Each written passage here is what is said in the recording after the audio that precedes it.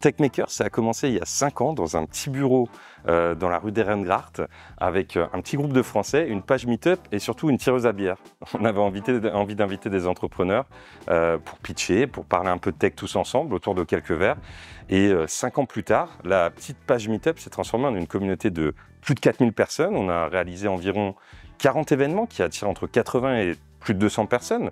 On a notamment organisé à fin janvier AI for Good avec French Tech Amsterdam, où on a attiré plus de 200 leaders de l'IA à la fois au niveau français et au niveau néerlandais, où il y avait également la présence de la directrice de la French Tech, Madame Julie Huguet, ainsi que des membres du ministère néerlandais des Affaires étrangères et des entrepreneurs de très grande qualité, ainsi que des investisseurs, des large corporates. Donc c'est ça Techmaker, c'est garder les entrepreneurs au premier plan et les mettre en avant.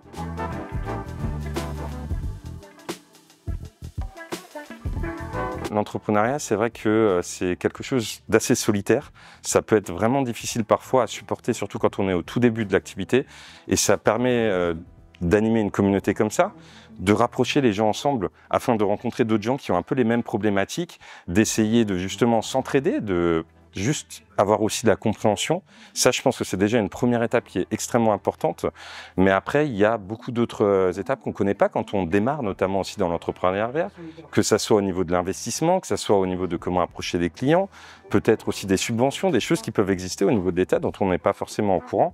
Et c'est vrai que pour parler de notre cas particulier aux Pays-Bas, c'est un écosystème qui est assez fragmenté, donc c'est assez compliqué d'avoir une vision globale du pays, de comment ça se passe. Et c'est là que justement d'avoir des experts de la communauté Techmakers, ou même aussi au niveau des cofondateurs de Techmakers, Fabien, Sébastien et moi, de pouvoir donner des conseils, de pouvoir aider, de pouvoir diriger les entrepreneurs vers les choses qui ont le plus de sens, et ne serait-ce qu'aussi de, comment on va dire, peut-être les challenger, mais de manière constructive, notamment au travers des pitchs qu'on organise à nos événements.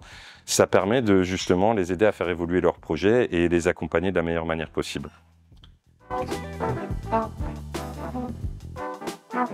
C'était un peu une surprise parce que j'avais un peu oublié avec cet événement d'IA qu'on a fait fin janvier qu'il y avait ce concours, et quand j'ai reçu le mail pour me dire que j'étais parmi les finalistes, c'était vraiment une grande surprise. Je me suis dit mais c'est super, et moi qui adore la France, représenter la France à l'étranger, c'était déjà un très grand honneur, un très grand privilège.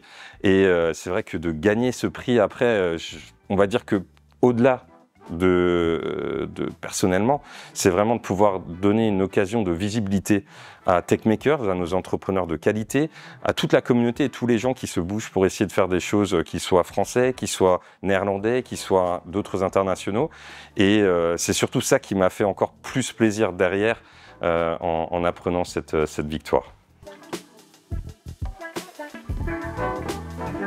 Alors on a beaucoup de projets qui se développent sur Techmakers, dont un que je garde encore un petit peu secret, qui est vraiment le gros projet, qui peut être le plus gros projet tech, peut-être le plus ambitieux des Pays-Bas. Donc là, on en profite de ce petit passage à Paris pour aller rencontrer des partenaires clés.